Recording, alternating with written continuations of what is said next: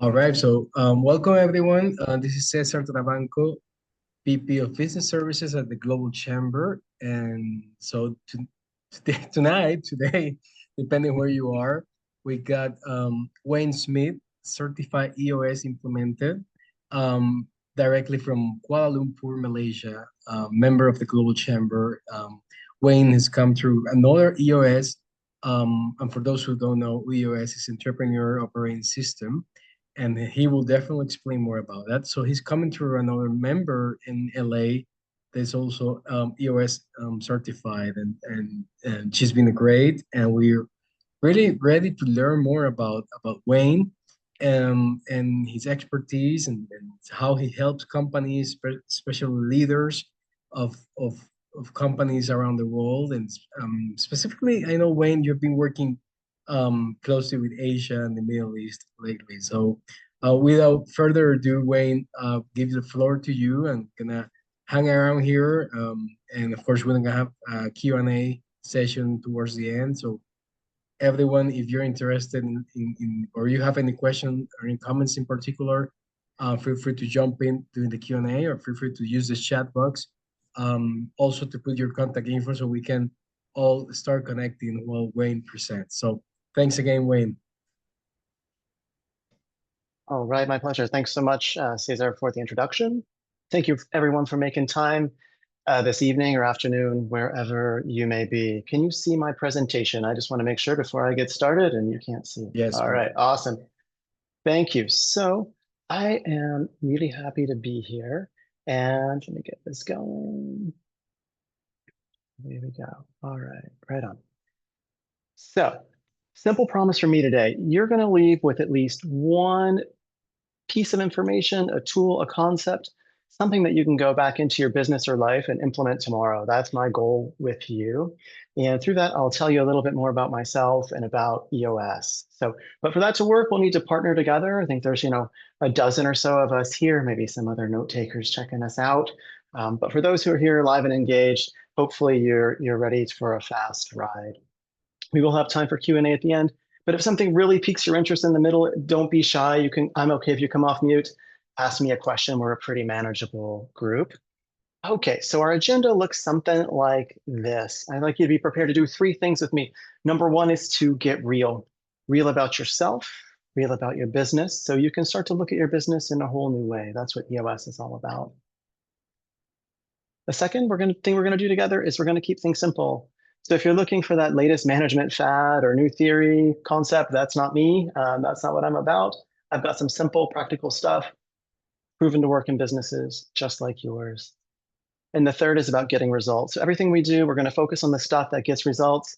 And when we conclude today, like I said, hopefully you're going to have some action steps that you can pick up and use in your business, use in your life, help you get a grip. So if we're all aligned, let's get rolling. So first portion, get real.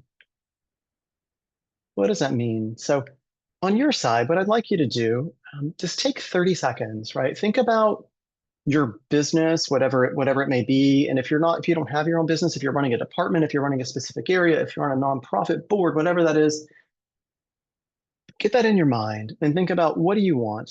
What do you really want from that business that you're not getting right now? And jot that down. What do you really want? Your division, your department, your board, write it down somewhere. Because we're going to use that as we go through. It's a helpful lens. So I'll pause for half a minute and let you think on that.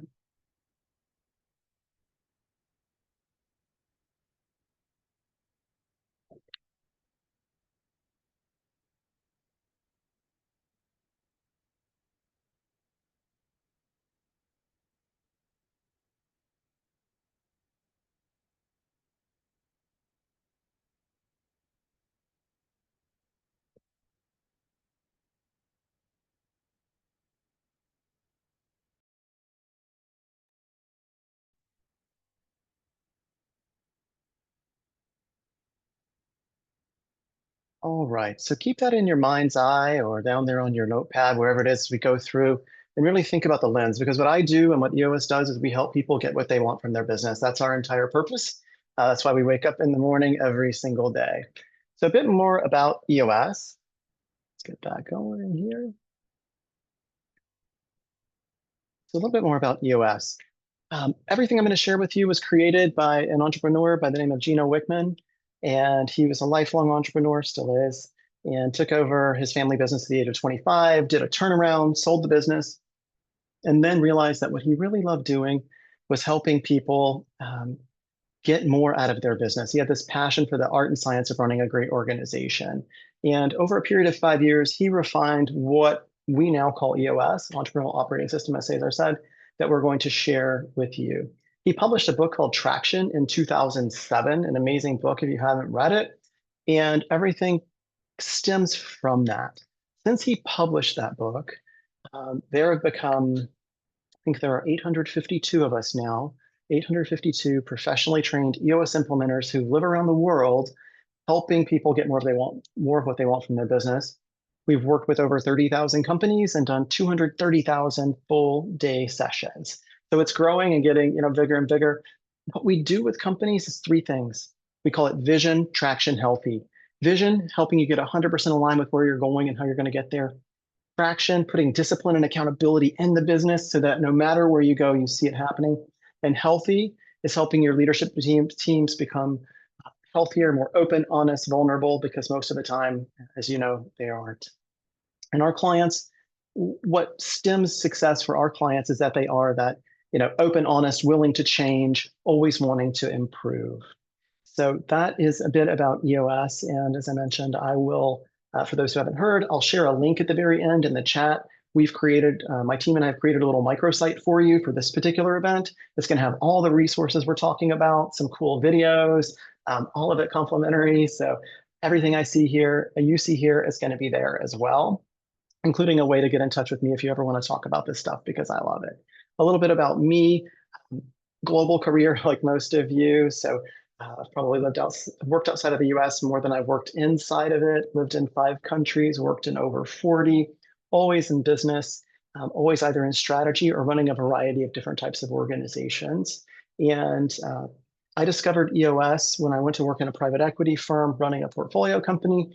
We implemented EOS, saw the business grow, and then I decided that I was going to leave that and full-time do this. So for nearly 6 years, this is what I've done, is wake up every day helping business leaders get what they want from their business. So that's a bit about me.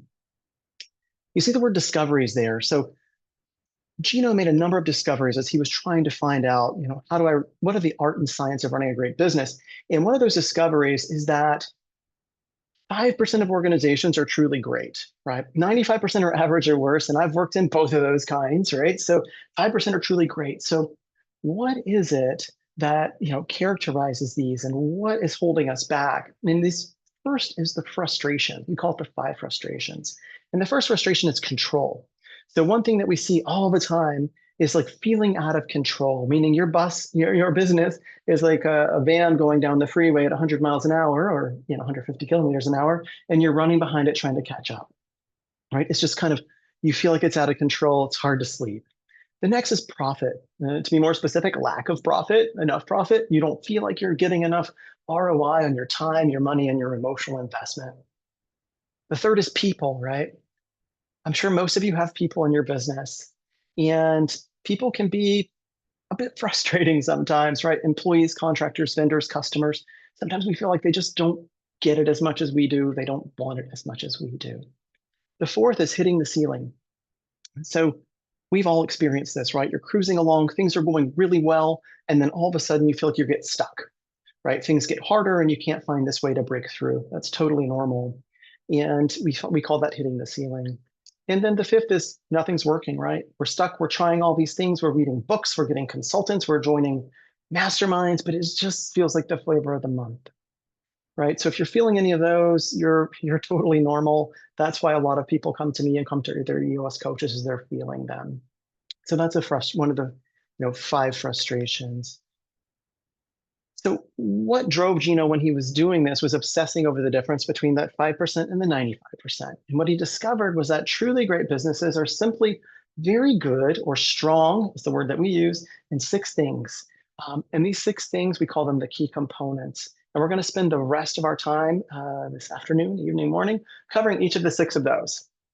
And it's because that If I were to take, Francis or Frank or whomever, and we went off to the side and I asked you to start listing out all the issues you have and the organizations you work with, we're going to fill up pads of paper, right?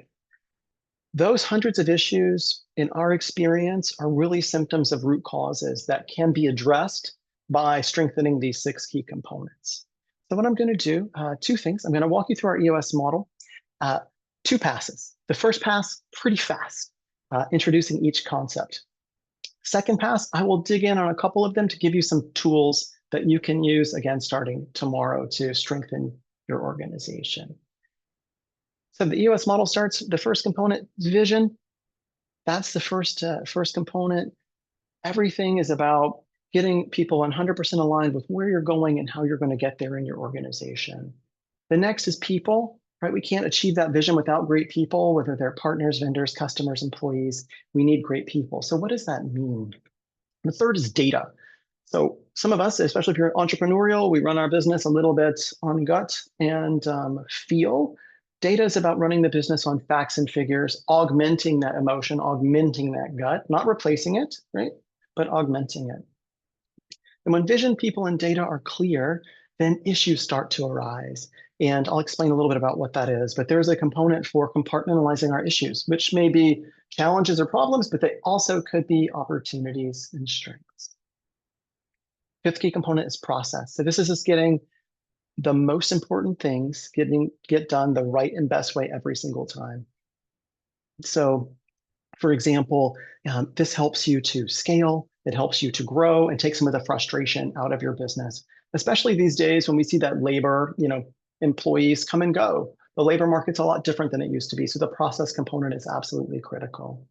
And then the sixth component is traction. So bringing that vision down to the ground and executing really well. And I'll explain what that means. One of our favorite quotes, vision without traction is hallucination, which means we can have this beautiful vision, but unless we have a way to execute it, it's not coming to fruition, right? So let me dig in a little bit. On this journey, this EOS journey we talk about, what we're trying to do is first assess our strength or weakness in each of the components, and then strive to be 100% strong in each of them. We know that's utopia, the world's ever changing, but to the extent we can get 80% strong or stronger, you're now running a world-class organization. And most of our clients get there in about 2 years, 18 to 24 months, that's our goal. We just pick up wherever they are, usually kind of in the 20% strong range, and just work bit by bit to get stronger and stronger. Okay, so that's the overview. Let's get into a deeper dive. So I want you to understand exactly what 100% strong looks like for each of the 6. And second is handing you over a few tools that you can pick up and use really soon inside your business. All right, I mentioned it was going to go fast, right? So the vision component, everybody aligned. So one of my key jobs, and one of your jobs should you choose to implement EOS in your organization, is to answer 8 very important questions. And we keep those 8 strategic questions in a document that we call the VTO, or Vision Traction Organizer. It's a 2-page strategic plan. So for my sins, I am a reformed corporate strategist with a Fortune 500 company. I traveled around the world doing really thick PowerPoint decks for people who never actually picked them up and read them. They paid lots of money for it. And I was also a consultant back in the day. So it's pretty surprising to me when I found out that it's a 2-page strategic plan. Page 1 looks like this, the vision page. I'll go into deeper detail in a moment. And page 2 is the traction page. Side note, you can also do one of these for your family, right? So this is about managing human energy, and our family also has a family VTO, and you can have it for your business and any type of organization. Where there are humans, this works. So those are the 2 pages. I'm going to go through each of the 8 questions briefly with you now. And when you've filled this out, you have the fundamental elements of a strategic plan. So the first question is, what are your core values? Now, we've all been in organizations where they're painted on the wall. I've been in those organizations. I've been the leader who had them painted on the wall, literally, or put on water bottles. This is a little different. Core values define the right people for your business. They define the people who absolutely, embrace, embody your culture. This is our DNA. And the way that we define core values is we discover them because they're inherent in an organization. We define them, and then we make sure people are living and breathing them. And in about 5 minutes, I'm going to show you the tool we use for that to bring your core values to life, because it's really important that they're not static and on the wall or on the website. We really want the right people who are living and breathing it, right? Second question, what's your core focus? And this is your mission. Why do we exist and what do we do? What's that core thing? What's our superpower? If you've read Jim Collins' book, Good to Great, you know that it's called the hedgehog concept. Stephen Covey calls it voice, been called mission and vision. We call it core focus. What's your sweet spot? And the next, we start defining what does good look like. What's our long-term target? Gino called it a 10-year. Most people are doing 5 years now, but what do you want from your business? In 5 to 30 years, what does that look like? What's that number one goal? You want to be $100 million. You want to be in 10 countries. I was just reading someone's VTO this morning, a company out of India. Their goal was to be in 7 countries by 2029, right? Great. It's going to take a lot of planning to get there, but I'm confident they can do it. It's a food business. So setting that out in the future and then underpinning that with a marketing strategy, right? Who do we talk to and what do we say to get the biggest ROI on our sales and marketing spend? And then this is where it starts to get super fun for me, especially as a coach, is in 3 years. So let's use that Indian company as an example. They want to be in 7 countries by 2029. That's great. So what do we need to do in the next 3 years? Revenue, profit, any measurables? How many countries will we be in? What does that look like? We're setting the stage. Do we need new software systems, a new warehouse, a different kind of person, like a new HR department? I have no idea, but we need to cast that here. Because when we do that, and then our leadership team gets aligned around it, the chance of us achieving it is exponentially greater. And then it sets us up for amazing 1-year planning because we know where we're going in 5 years, 3 years, to where are we going in a year, right? Revenue, profit, measurables, and then 3 to 7 goals for the year. So if you take one thing away, please, less but better. Less is more. Don't have 20 goals. I come into some companies and they have 20, 25 goals and KPIs, and holy smokes, how does anybody keep up with that, right? 3 to 7 goals, revenue, profit target. And then we break it down even further. So we did 3 years, which is 12 quarters. We did 1 year's 4 quarters. We now, what about next quarter? What do we look like? And what are the rocks for that? And rocks are just 90-day business priorities. So what are they? What's our revenue, profit, and what are those 3 to 7 things we need to achieve on our path to achieve the 1 year, the 3 year? Breaking it down bit by bit becomes so tangible. And along the way, we'll have this 8th question, which is what are our issues? And sometimes issues are, we don't have enough people. We don't have enough land. We don't have a patent. It could be so many things. There's good therapy in compartmentalizing those issues in one place so we can always address them. All right, so that's the VTO as a quick overview of it. When you have that in place, you then need to start sharing it with everyone. And this is, me as a leader, I made this mistake early on, is coming up with a great strategy with my team, but we never announced it to everyone because I didn't think they would care. And that was a massive misfire on my part. And the moment that we started sharing it, employee retention went up, employee satisfaction went up, people knew they were in a company that had a vision. So I highly recommend that. So that's the vision component, 100% strong when you've answered those 8 questions and gotten it shared by everyone. All right, the next ones go a little bit faster. The vision is so critical. So people, we need people to achieve that vision. We need right people. And right people, as you'll recall, are the ones who live and breathe our core values. And this is another tool, which I've attached in that microsite that is fantastic. It's called the People Analyzer. It's a way to have conversations with your employees across, these are our EOS core values across the top there. And so imagine if each quarter you had all of your people and you were just having a meaningful conversation with them about how they're living and breathing your core values and gently nudging them along the way to live that culture, or maybe identifying that they don't fit. And that's okay too. There's a good home for them somewhere. So many organizations stay quiet and don't address this, but if you get out in front of it, it's really powerful. To bookend right people, you need those in the right seats. So we do a structure first, people second approach. We step back, we look down at the organization and say, what is the right structure? What's the people structure? Most people know organization charts. We call ours an accountability chart. And it comes from the premise that there are 3 main functions in any business, right? Marketing and sales, go out and get customers. Operations, deliver your service, build your product. Finance, handling, let's call it all the administration. Now, each of those gray boxes is a seat, and we do customize them. Marketing and sales may break up. There may be 3 operational seats. Finance, HR, IT may split. What we don't waver on, though, is there's this fourth major function that's called the integrator right there in the middle. And the integrator is the person who is beating the drum every single week in the organization. They are integrating harmoniously the leadership team and making sure stuff's happening. They're holding people accountable, having tough conversations. In the outside world, COO, GM, president. In the inside world, we call it an integrator. And occasionally, about 50% of the time, there's a fifth major function called a visionary. Some of you may feel aligned with that. That's a person, usually the founder of the organization. They're living at 30,000 feet, right? They come to meetings with loads of ideas, but having tough conversations, that's just not them anymore. Running the business on the day-to-day, they don't really want to. And that's okay. We want to make sure they're in the right seat. So that's the premise of an accountability chart. And furthermore, we then, we build out a function and then we add the roles. That's the accountability. And to give you a live example, marketing and sales. First accountability may be to lead, manage, and hold people accountable. That's our acronym, LMA. We love our acronyms. Maybe marketing, hitting sales numbers, selling, account management. We'll see what makes sense for your business. But marketing and sales, we know what they do. And we do the same for the rest of the organization. And we build out this beautiful chart where we know what are all of our seats, what's everyone accountable for, and then we publish that inside the organization so everybody knows who's doing what, right? All right. When we do that, there's two kind of people issues we discover. Right person, wrong seat. Right person, you love them, you want to hug them. They're great, but they're just not good at their job. They're in the wrong seat. And the second is the more toxic version of that, which is wrong person, right seat. The right seat means they're great at what they do. They hit their numbers. They're amazing, but they're the wrong person. They're not living your core values, which means they're eating your organization at the edges, and you need to take care. So that's 100% right person, right seat.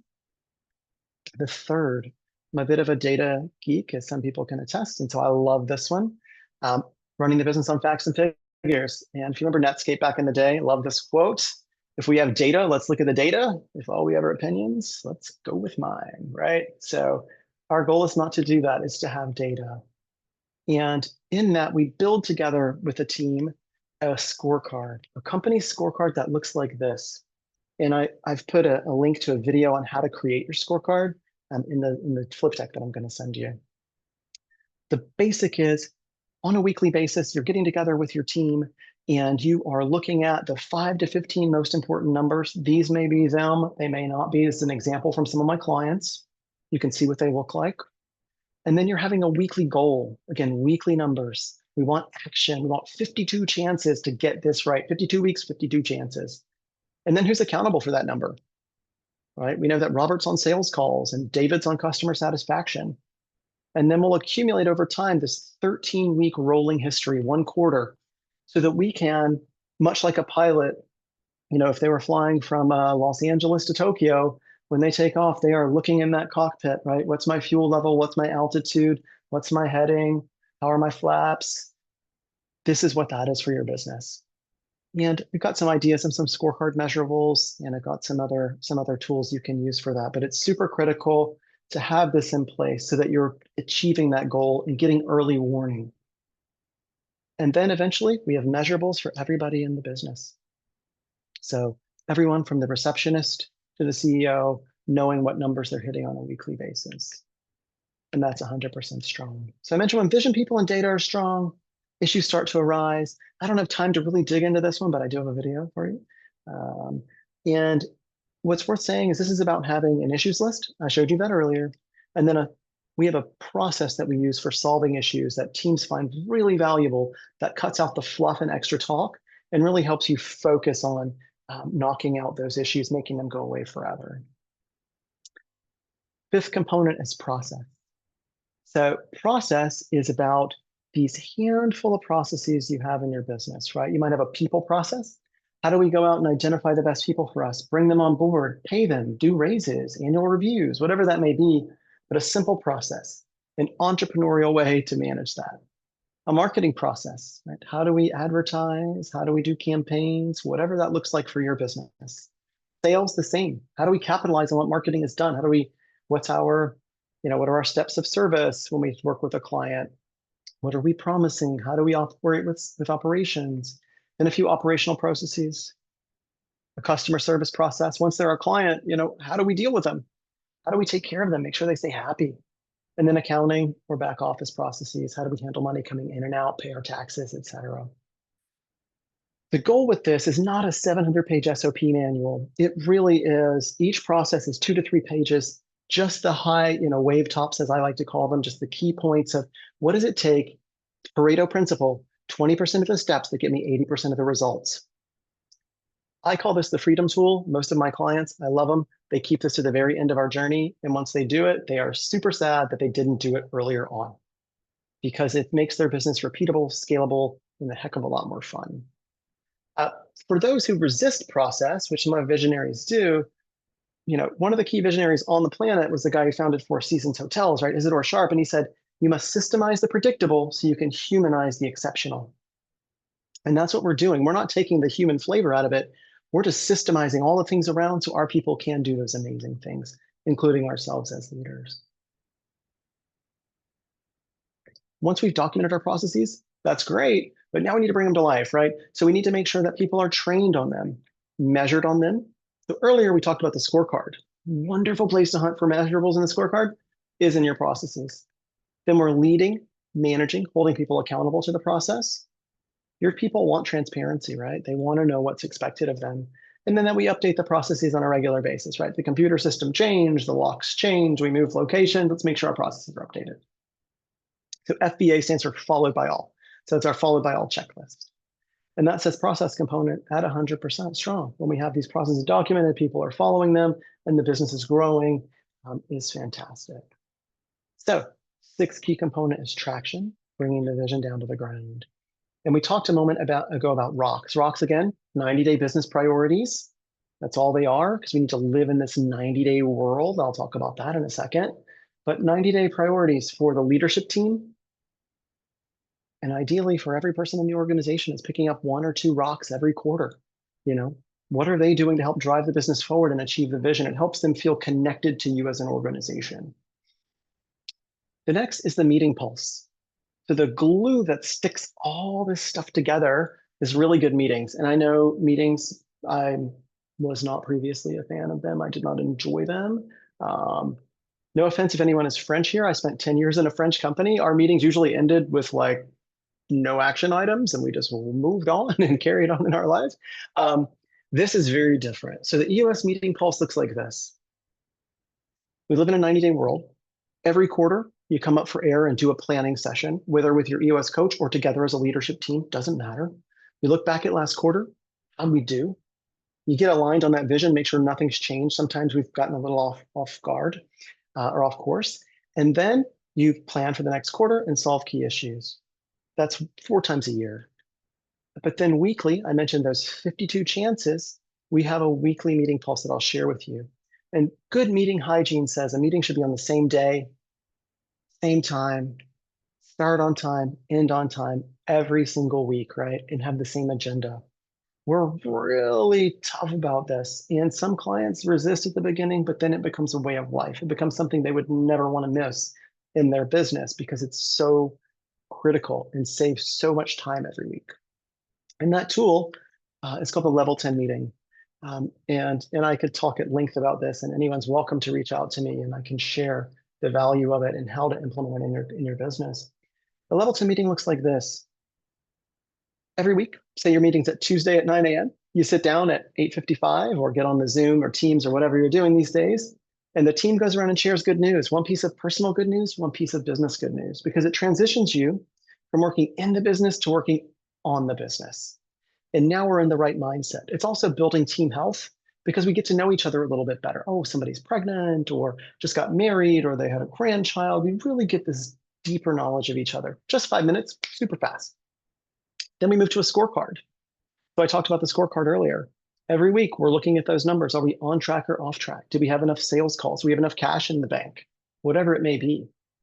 Then we look at our rocks, 90-day business priorities. Are they on track or off track? Because in a quarter, you have 12 to 13, maybe 14, depending how you've defined your quarter, opportunities to knock that out, right? We're implementing a new phone system, maybe, or we are building a new factory. How is that going? The next, customer and employee headlines. We're checking in on our people, make sure they're happy. And the time-saving piece of this is reporting only. Because most people love to talk about how well they're doing, and to talk about when they're not doing well, to share why that's not happening. And those are all valid, but in our world, we really compartmentalize that to a later piece that we call the issues list, or IDS. So you're just reporting, you're saving time, you're checking on everything. Can you imagine if once a week you sat down and had a full view of your business? Then we inject a little bit of accountability. We call the to-do list. So from last week's meeting, there'll be some to-dos that needed to get done. Wayne was supposed to call the vendor and check about the installation of the phone lines in the phone project. César was supposed to do XYZ. Jem was supposed to hire a new marketing representative. How'd we do? Is it done or not done? No ambiguity, no side meetings throughout the week. Once a week, we can talk about when it happens. And then we reserve 60 minutes of the 90-minute weekly meeting for solving issues, right? There may be some scorecard items that are off track. There may be some rocks that are off track. There may be some things going really well, or other topics that we need to talk about, right? Hey, we have a board meeting in 2 weeks. Let's make an issue to talk about the board pack, right? We have visitors, whatever it may be. You're solving those issues, making them go away forever. And then 5 minutes before the end, you stop and conclude, you recap everything, and you rate your meeting on a scale of 1 to 10, which is why it's called level 10. 10 being best, 1 being terrible. Just to make sure you're having a good, useful meeting every single week. Meetings shouldn't be awful. So that's a level 10 meeting. And whether you've implemented all the other pieces or not, when people say, how do I start with EOS? I give the advice, just start having a weekly meeting, and then you can start filling in the pieces as you need to. If you want to do it yourself, no problem. Maybe the first thing is to set some goals, and the next is to do a scorecard, learn how to do IDS. But if you're having those touch points every week, there's a lot fewer bad surprises happening and a lot more momentum building in your business. Okay, so that's 100% strong in the traction component. And that's the full EOS model, right? All the pieces there. So get results. In the get results piece, it's really about just making meaningful action. I've laid out for you in very rapid fire format all the different elements of EOS. It does take time to embed them. It doesn't happen overnight. But if you start picking away at different pieces of it, you're going to see your business start to improve. The organizations you work with start to improve. If you're a division manager, you can bring this into a division. You don't need corporate's approval. It's free. I've got all the tools. You can start seeing, I have a company I work with in the UK, an individual, and he runs one particular division. He just started doing this on his own. And now the CEO of the whole company is like, well, why is that division performing so much better than every other division? And he could pull out, well, we have weekly meetings. Here are our numbers. Here are our goals. And this is a large Fortune 100 construction materials company, actually. And they're starting to question, hey, should we be a little more tactical and less strategic? All right. So those tools, the foundational tools are, number one, the VTO. That's that 2-page strategic plan. Link to that in the flip deck that's coming up. Filling that out with your team. I urge you not to do it on your own. Don't do it in isolation. Do it as a team. The next is the accountability chart. So building out that accountability chart for the whole organization. What's the right structure? What are the roles in every seat? And who are the right people to sit in those seats? Next is rocks. Set some 90-day goals for the team. Have those priorities so that everybody knows where they're headed on the way to achieving that vision. And the next is a meeting pulse. Putting that in, whether maybe 90 minutes is too much for you. I think 90 minutes is great, but if you think it's too much, do 60. But meet regularly. Don't let things sneak up on you. I ran a rather large business at one point, and we met monthly. And it was basically last month's weather that we were talking about. 90% of it, 10% of it was the future. And maybe that's my fault, but man, if we had this structure, it would have been so much better. And then that scorecard, build out that scorecard for your business. So those are the 5 tools. It's really simple. It helps you get results. There are some resources. You can use our traction library. So EOSworldwide.com is really helpful. Our traction library, which is all those books, they're all simple. There's no fluff. They're all actionable. They don't make for great audible listens, to be honest, because they really like to-do manuals. Downloadable tools and videos, most of it's free. We're very abundance-minded, and I'm going to give you a way to get all that stuff. Basecamp. If you love this and you want to put it in your organization, but you're a little on the fence about hiring a coach, there is a little subscription you can get all the tools as well, and the behind-the-scenes stuff, which is a cool place to start, or EOS coaches. in your market. So you're always welcome to reach out to me. But if you're in different cities, you have EOS implementers. Especially if you're in the US, all over the place. We love helping people. Our number one core value is help first. You will never get someone trying to sell you anything. Text them, reach out on LinkedIn, or get in touch with me. I'll help you find one. But we love talking to business people. And then the flip deck link in the chat, which I'm going to put in a moment. So those are all the resources. My final thoughts are just two. The first is, if you have a business, please choose and use a system. EOS is one of many business operating systems. There's plenty if you Google that or go into ChatGPT, seems to know them all these days. Choose and use one. It's going to help you get everything you want from your business, which is the second thing is, don't let that business run you. Run your business, get in control of it, and get the results you want. So that is my presentation, and I'm going to put in the chat. So I haven't been reading the chat, I apologize, but I'm going to put in here a link to our flip deck, which I'll get you in a moment. And then César or Jim, Jem, I am happy to answer any questions that people have. Thank you very much, Wayne.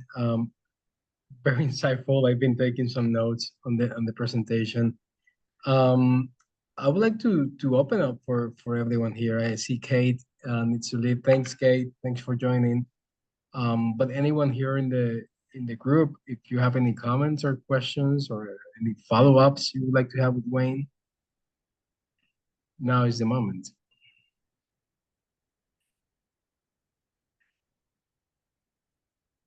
Hey, Wayne, it's Francis. Hey, Francis. Based on, I know you work with many clients who use EOS.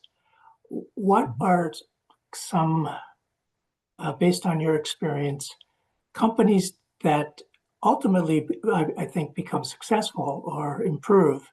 But what are some of the things that makes one company improve faster versus another?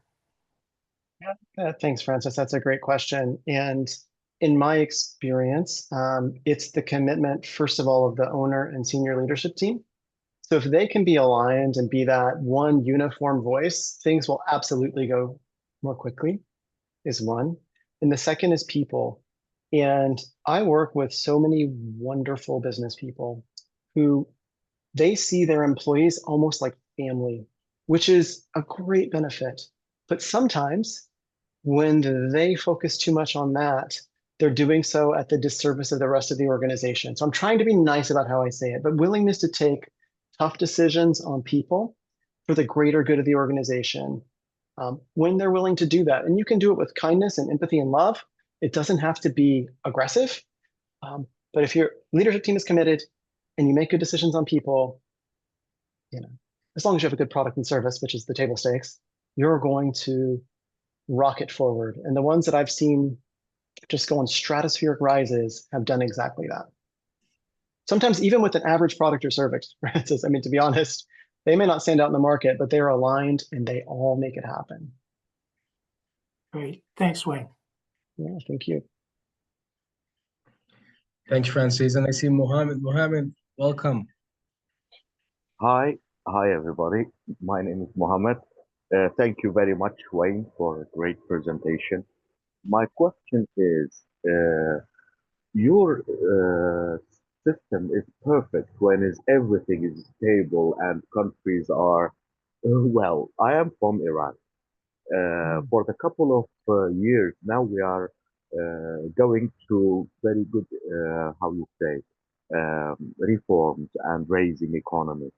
The system sometimes it will not be enough to match up with the development. What do you recommend if you are living in a society which changes rapidly with the system? And thank you for your answer.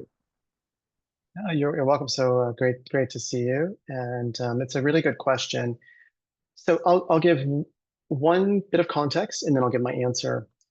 So EOS companies during the pandemic, which some would say was one of the biggest disruptions in history, at least our modern history, EOS organizations grew at 18% through the pandemic. Profitability grew 18%. We did surveys. And when we dug in to figure out why, I was in Hawaii at the time, which was one of the places that completely shut down. We shut our borders. We didn't let planes in. We didn't let planes out. We were a tourism dependent economy, and my clients also grew. What we found is that when you spend the time planning, you're able to adjust your plan more rapidly because you are not second guessing and questioning who we are as a business. What is our aim? Now, when things need to change, we can do that. We can pivot quickly. And what we saw is instead of meeting quarterly, say, Mohammed, maybe we're meeting monthly because things are changing so rapidly that we need to pivot a little bit. By having that VTO in place, the two-page strategic plan, having our scorecard, we are absolutely able to pivot. I work with clients in a number of fast growth countries and some countries that aren't so stable. And they find value in at least knowing where they're starting from, if that makes sense. Because instead of catching up on who we are and what we should do, that's a given. Now we can look forward. So feel free to challenge me on that answer if that wasn't helpful. No, thank you. I appreciate it. Yes, it was helpful. But sometimes the regulations will be not enough to keep up with the development. So the businesses, they want to change. They have their values and they want to make the change, but they don't have the infrastructure to go with it, as I see sometimes. But as I mentioned, as you also mentioned, it could be also opportunity for businesses to have a larger market share. But thank you very much. Your example with the pandemic, COVID, it was excellent. That's why it was very helpful. Thank you very much. You're welcome. And feel free to reach out anytime if you want to talk about those sort of things. I'm very happy to do so. Thank you, Mohammed. Anyone else? And if not, I got a question, Wayne, because of all the 6 core things that you mentioned, the people aspect is really what struck me. And based on your experience being working internationally, how does that vary within cultures or even within ecosystems? Like, the people culture within the restaurant, hotels versus manufacturing companies. How does that how EOS adapt to that? Like how is there anything there to bear in mind? There is. I would say, across industries, if we think that, so thank you for the question. Every organization is comprised of people, and we need right people, right? So we have to define what are our core values, whether we're making steel extrusion or whether we're running a hotel and restaurant on a beautiful beach somewhere. We know what are our right people for us, and they're probably not the same in those two examples. So defining, are we service oriented? What do we do, right? And then what is the seat? We need somebody who's willing to work overnight at a front desk, right? That's a different kind of person maybe than the kind of person who wants to work in the daytime. So we define that and we're getting really focused on getting the right person. So I think that example, EOS works because we are not prescriptive about what your core value should be or what your people should be able to do, just that you need to figure that out. And that's our role, is to help you figure it out and to hold you a little bit accountable to do it. That's one. Now, across cultures, that's super fun. So I was using an example earlier today with someone. When I started a leadership team in Vietnam on their EOS journey, there were 16 people at the table because it's very community focused. It's very egalitarian. And if I do the same, say in the West, there'll be 3 to 5 people for the same size organization. So it's me adapting and EOS adapting that, no, it's not 3 to 7 people. This business owner does want 16 people at the table. So how do we manage that? And what pieces of the pie are they managing in the business? So 2 extreme examples. But I believe there are some fundamentals. Humans, they want to do a good job. They want to contribute to an organization. They want to be recognized for what they do. And if we stick with those principles, generally it works, but it's different whether it's China or Vietnam or starting a team in India soon, whether it's in Dubai, one of my teams. What people want's a little different, and we just have to be able to flex with it. But I think EOS has been really good. I haven't had to tweak it at all in the multiple countries I've worked in. That's interesting. Thank you. And you've been talking about some regions and your team. Can you tell us more about yourself, your business, like what your targets, what countries you're working with? We were talking about you're giving a presentation tomorrow with Singapore. Tell us more about that those targets and us as a community always looking to help and connect you with others. Thank you. That's very generous.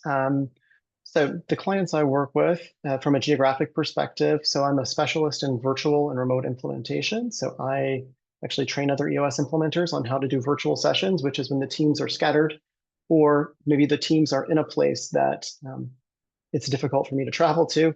Then we work together digitally. So pretty much anyone, in the world except in the US, because that time zone doesn't work for me. But Europe straight through Asia and all the spots in the middle, I have clients all over. And then, physically, usually in Asia or the Middle East are probably the best. And in terms of type of client, I work with anyone really. It's agnostic to industries.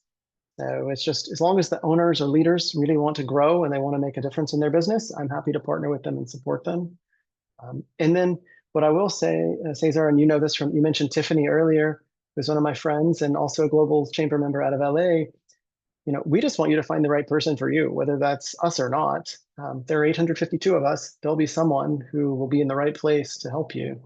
And we're always happy to introduce you to those people because we're abundance minded. Yeah. Perfect.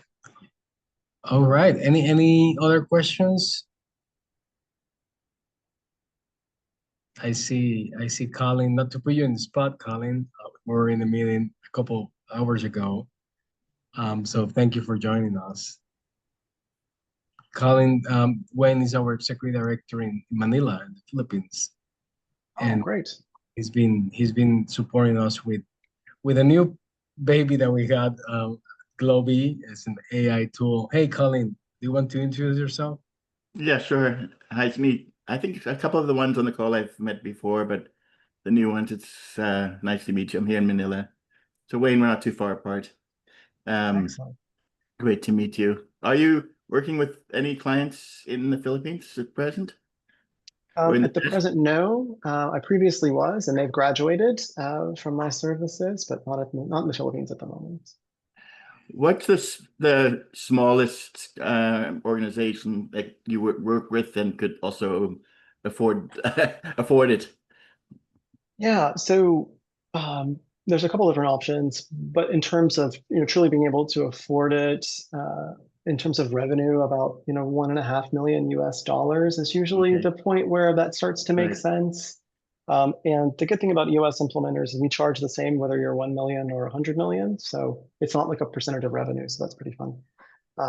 But then I have also some, help first type options. If someone's interested and they're too small, I'm always happy to help them, get on Zoom calls and send them resources. So I don't like to let that be the barrier.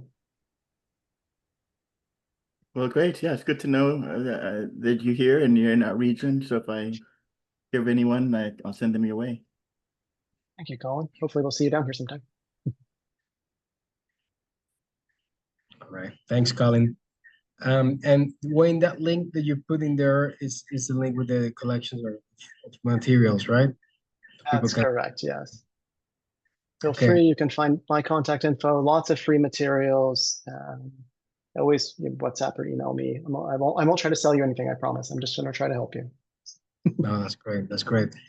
So Jem, let's add that link into the follow-up. So we're gonna share this recording, Wayne, to people who wasn't able to join us. So we're gonna put the link there as well for the benefit. Awesome. Cool. All right. So Wayne, last question for me is like, should I start with this one or with the traction one? Which one? Yeah. I shouldn't. You can stop the recording. No, you can start with the little. You can start with the little one first. You'll get the gist of it. And if you really love a chapter, you can go to the big book and find it. But you can start with the. In that position. That's great. That's great. Awesome. So, well, thanks again, Wayne. It's been a pleasure. We're gonna be definitely in touch and definitely planning for a future session and hope we can have you in a couple of our league events as well to connect with fellow members. And thanks everyone for joining us today. It was great to have an event at this time. We probably need to do more as we grow in Asia. So this was a really good practice. Have a good rest of your day, or have a good night for those in this part of the world. We'll see each other very soon. Thank you. And All thanks. right. Thank you, everyone. All right. Take care. Yep. Bye-bye.